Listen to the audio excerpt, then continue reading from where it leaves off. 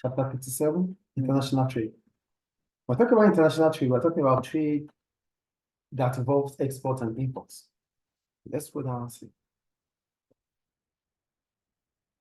International trade. International trade benefits the world. It helps to raise living standards and results in higher levels of output and income. However, there are some specific reasons why countries trade with each other. So it involves import and export. That is international trade. So what brings about import and export? We see. One, obtaining goods that cannot be produced domestically.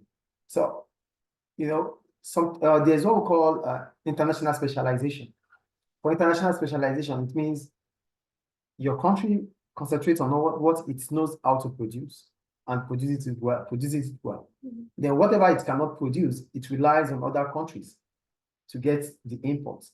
And other countries rely on our country too when they need what they cannot produce. So this brings about international trade.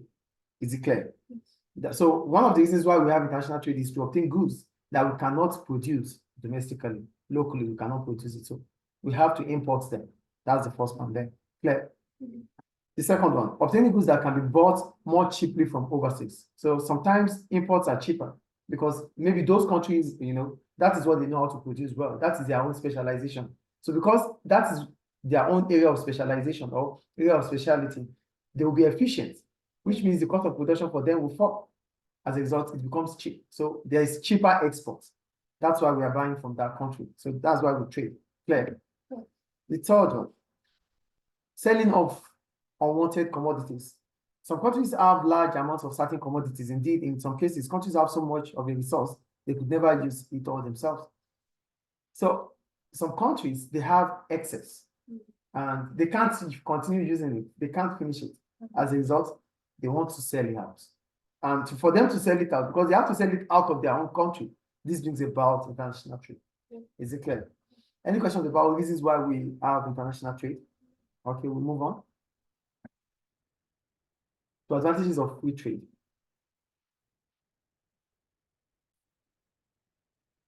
What are the advantages of free trade? Free trade is the same as international trade because it means there's no restriction. So whenever there's no restriction, it means it's free. So more and more countries encourage free trade. This is where the government allows open access to the markets in its country. The government does not place any restriction on the amount of goods coming in. At the same time, it encourages firms to sell goods and services abroad. The main advantages to free trade are outlined below. One, lower prices and increased choice for consumers. One of the main benefits of free trade is that consumers get more choice. For example, consumers in Norway will be able to buy goods that are impossible to produce in their climate, such as tropical fruits and wine. They will also be able to buy goods made from materials that are not available in Norway, such as gold, diamond, and other minerals. Finally, Norwegian consumers will be able to buy goods that other countries produce more cheaply, such as cars and so on. So what they are trying to say is this: with international trade, you'll be able to buy from countries that have excesses, like we said earlier. And these countries, they might be able to sell at a reduced price. Because this is, for example, if they are excess for them, so they want to sell, so they can sell at a reduced price. That is cheap. And so, because you can deal with different countries based on the fact that there's accessibility to all countries due to free trade or international trade. So it means your choices your choices are varied. That means you can have the varieties of choices to make because you can deal with country A, country B, country C to Z. So whichever countries you want to buy from depends on you. So that's one of the advantages of specialization. Advantages of international trade. It reduces prices and gives consumers choices to make. Two, lower input prices. Through international trade, countries can obtain essential inputs for its industries at much lower cost. For example, here, I will just explain. We're talking about the factors of production, the factors input, land, labor, capital. So with international trade, it means you are able to get whatever you need, maybe in terms of land, in terms of labor, from whichever country has the cheapest. Do you understand? So that means it's possible to have low inputs, lower price of inputs, lower price of labor, lower price of raw materials, lower price of equipment, because these countries, this is what they do. So each country has its own international specialization. As a result, the inputs through the factors of production can be cheaper. That's the point there. Clear. The third one, wider markets for businesses. If countries are free to specialize and trade, firms will be selling to larger markets. For example, many companies sell their goods and services in a wide range of different countries. This helps to reduce the risk of business enterprise. So, with international trade, it means you have access. You are free to sell to different countries. That means your customer base will increase. That is the point. Clear? Then what are the problems about free trade? Unfortunately, there may be some drawbacks to free trade. Some of these are outlined below. One, competition for domestic businesses. If countries have open economies, we did open and closed economy, right? We said open economy is an economy that involves international trade. A closed economy does not involve international trade. Remember that, right? Okay. So that's the same point they're making here. They said if a country is open in terms of its economy, it means there will be imports and exports. And as a result of that, if foreign businesses are selling into that domestic market at a cheaper rate, it becomes a threat. They become threats to domestic businesses. As a result, domestic businesses might just pack up. That's one of the reasons the government comes up with trade restriction. And the opposite of trade restriction is what? The opposite is what? Free trade. So governments of countries come up with trade restriction because they want to protect domestic industry. But with free trade, it means there will be multinationals. It means there will be export and there will be import. There will be importation from domestic businesses, from domestic customers. Yeah. Even domestic businesses, instead of buying supplies that are locally made, they buy supplies from foreign businesses. Do you understand? So this increases competition for domestic businesses. And if they are unable to, keep up with that competitiveness, they might lose out and pack up all those shops. Yeah. Unemployment. You were like, how is there unemployment? I will read for you. One of the main problems with international trade is the threat of unemployment levels when domestic industries are planning to buy cheap imports.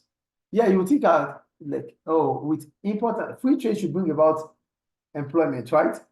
But if there is the threat from importation, then domestic businesses will lose revenue. And when they start losing revenue, what will they do? They have to lay off domestic workers.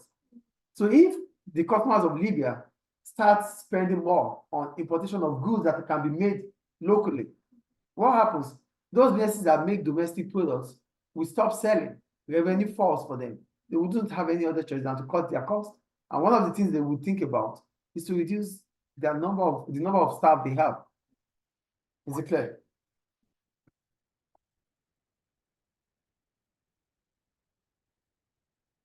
Multiple choice question. So go to question 1. Which of the following is an important reason why countries trade with one another?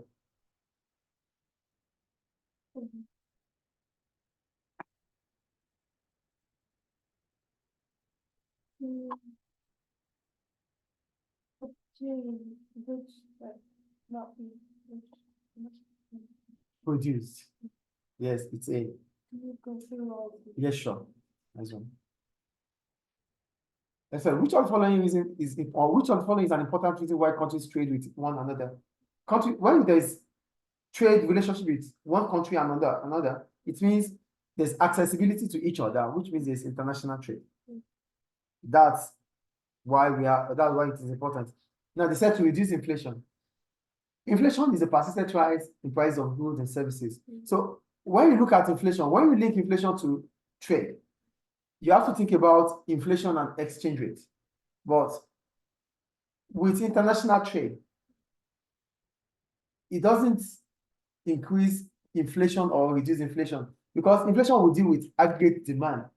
So here we're talking about importing and exporting. And we wouldn't want to export with you or import with you if you wouldn't want to import with me if the prices are high. Yeah. Do you understand? So there's international trade because we want accessibility to raw materials, accessibility to services.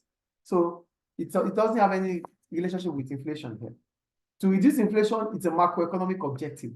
It is not, it does not involve international trade. Do you get it? Inflation is there, which is government macroeconomic objective. But here we're talking about international trade. Clear? The third one, to reduce exports. International trade would not reduce exports. Rather, it would even increase exports because country wants to do more exportation. Clear? To reduce FDI. International trade, it's about accessibility to the world, right? Yeah. So having access to the world means there will be multinationals, means there will be foreign direct investment. Yes. It is not deep. Clear? Do you have any question about those things? So question 2. What is meant by free trade?